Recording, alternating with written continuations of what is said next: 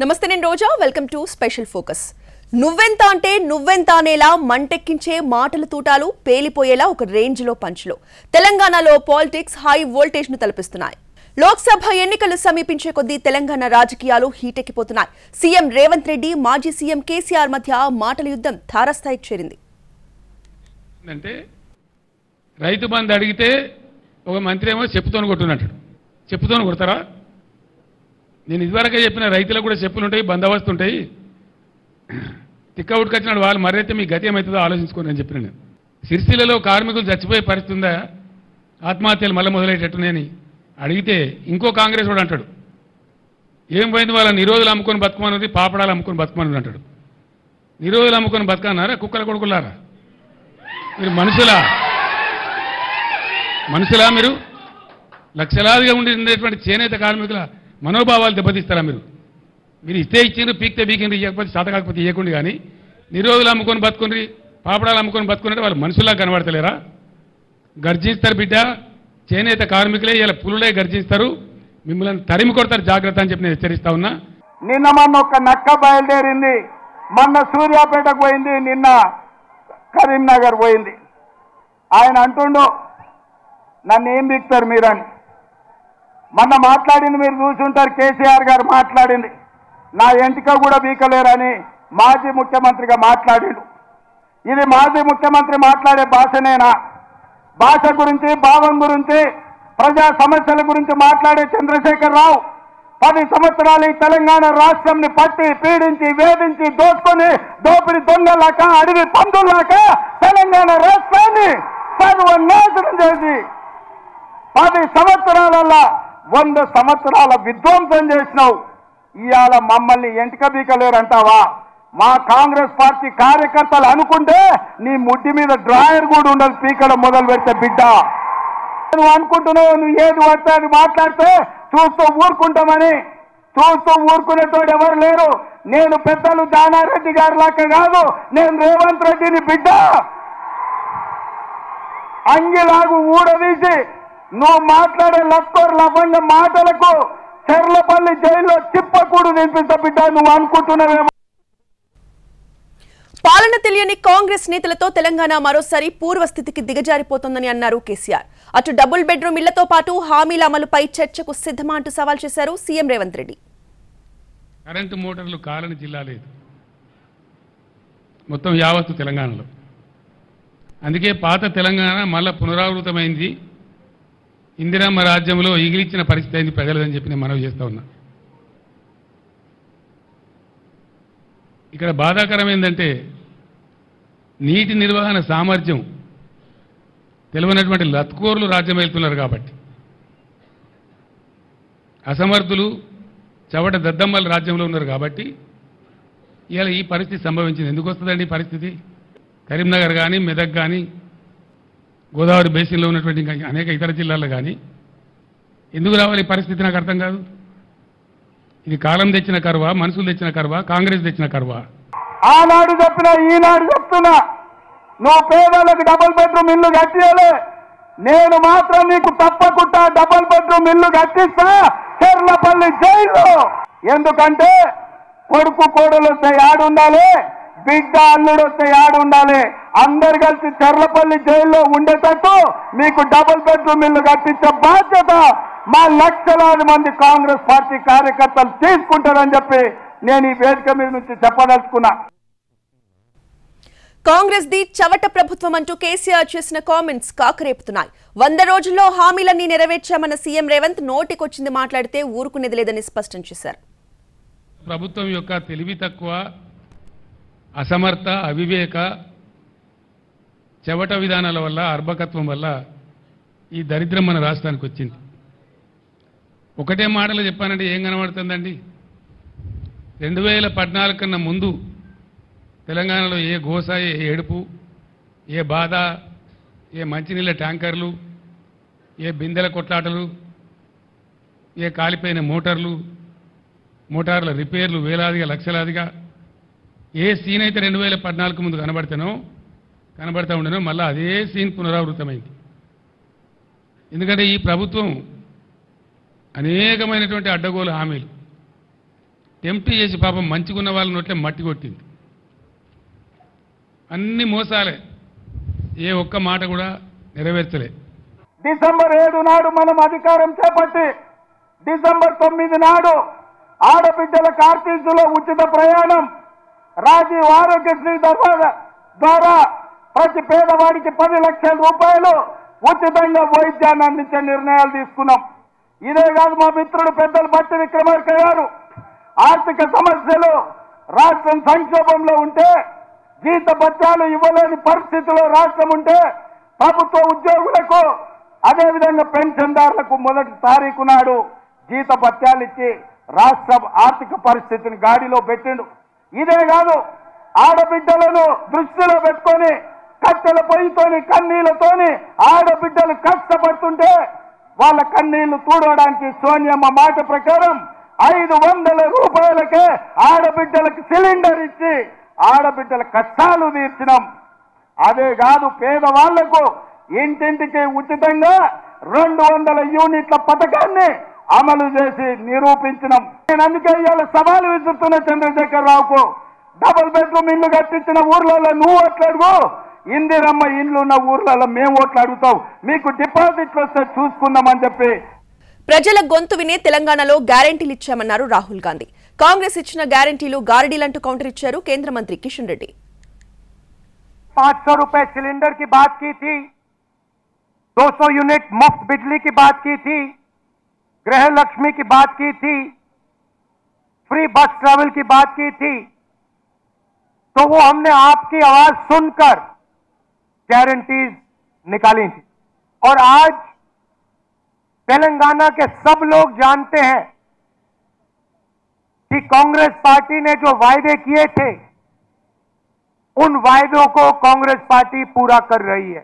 हिंदुस्तान में 40 साल से सबसे ज्यादा बेरोजगारी है, मगर तेलंगाना में तेलंगाना की सरकार ने 30,000 लोगों को सरकारी नौकरी दी है और कुछ ही समय में 50,000 और लोगों को सरकारी नौकरी मिलने जा रही है. రాహుల్ గాంధీకి సమాజం ఎట్టిపోతుందో, తన పార్టీ ఏం మాట్లాడుతుందో, తను ఏం మాట్లాడుతున్నాడో, తన పార్టీ ప్రభుత్వము ఏం చేసిందో కూడా తెలియని పరిస్థితుల్లో మరి ఈరోజు రాహుల్ గాంధీ ఉన్నాడు. రాహుల్ గాంధీని ఒక్కటే అడుగుతా ఉన్నాను, 100 రోజుల్లో 6 గ్యారెంటీలు అమలు చేస్తామన్నారు కదా, 6 గ్యారెంటీలు అమలు చేయకుండా మీరు ఈరోజు మీ గ్యారెంటీలను టోటల్గా ఫెయిల్యూర్ అయ్యి గారడీలుగా మారి ఈరోజు అబద్ధాలు మాట్లాడుతుంటే తెలంగాణలో బీజేపీ బి టీంను ఓడించామన్నారు రాహుల్ గాంధీ. దేశంలో ఏ టీంను కూడా ఓడిస్తామని అన్నారు. ఎవరికి ఎవరు బి టీమో తెలంగాణ ప్రజలకు తెలుసన్నారు కేంద్ర మంత్రి కిషన్ రెడ్డి.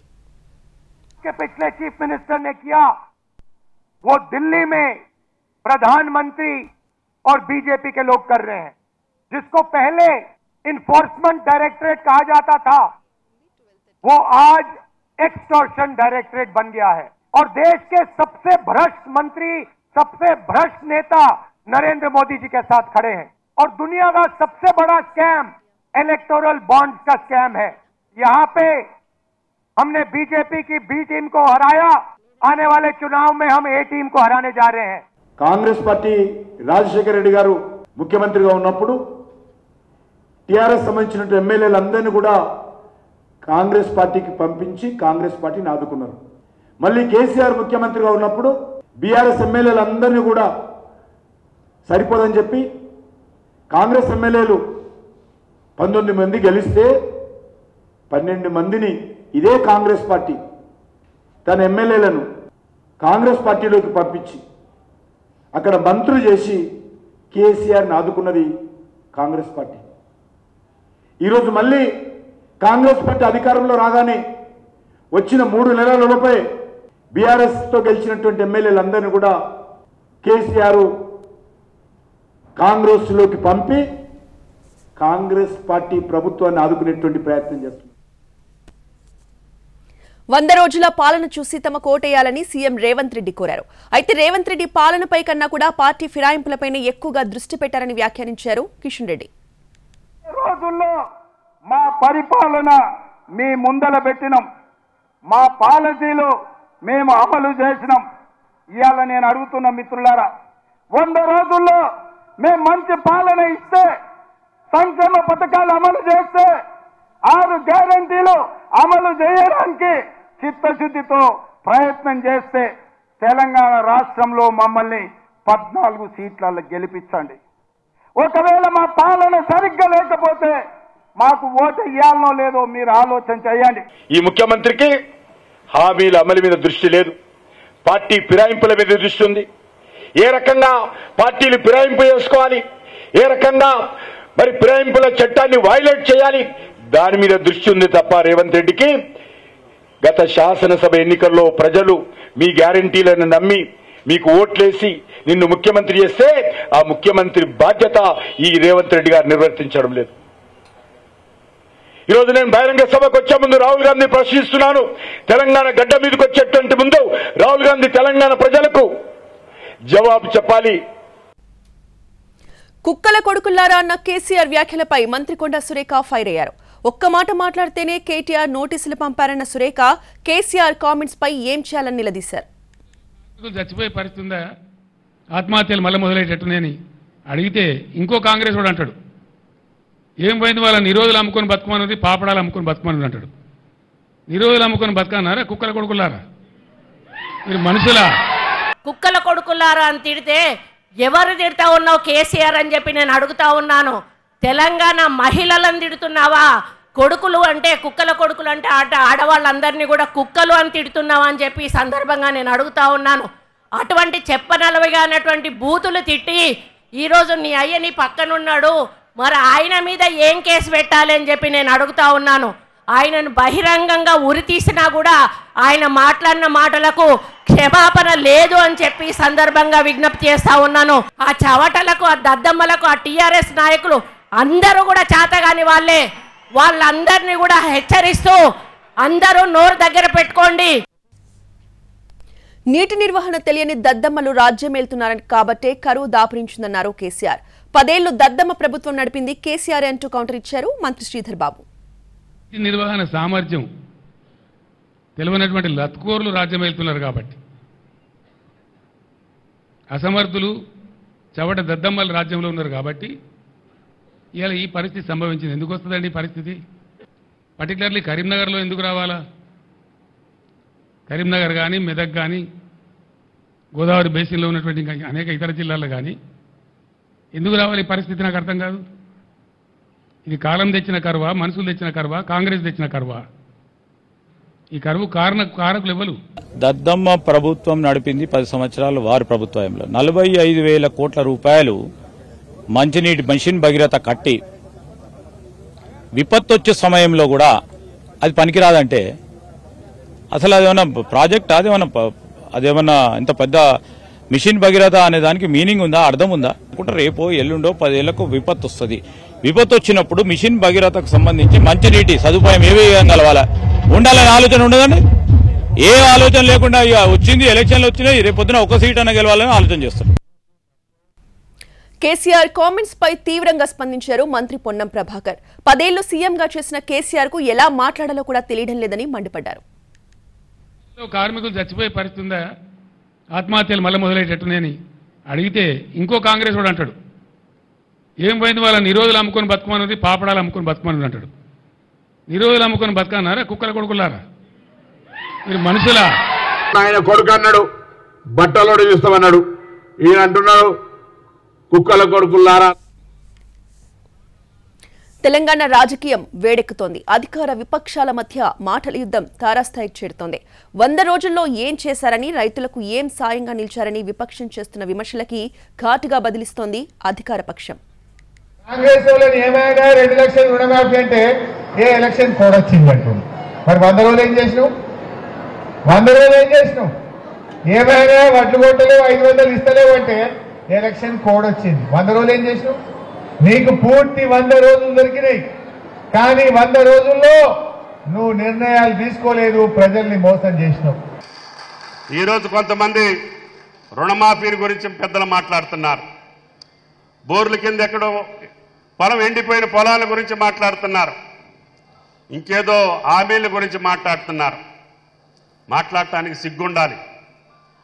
కనీసం 10 సంవత్సరాలు పరిపాలించినటువంటి మీరు రుణమాఫీని కూడా ఈనాటికి పూర్తి చేయలేనటువంటి నిర్భాగ్యులు. రైతుల మీద ముసలి కన్నీరు గారుస్తున్నారు. మేము నాగార్జున సాగర్లో నీళ్లు లేవు, ఖమ్మం జిల్లాలో వరి పంట వేయొద్దు అని చెప్పి నేను ఈ పార్టీలో రాకముందే చెప్పాను రైతులకి. నాకు తెలుసు వేస్తే రైతులు ఎంత నష్టపోతారో కష్టపడతారో. కానీ మీరు ప్రభుత్వంలో ఉండి అది కూడా చెప్పలా. పంట పొలాలకి మొదటి పంటకే నీళ్ళు ఇవ్వలా, ఇప్పుడు రెండో పంటకి ఇవ్వలేదని చెప్పి మొట్టమొదటిసారి 10 సంవత్సరాల్లో బీఆర్ఎస్ నాయకులు దుగం మీదకి వెళ్ళారు.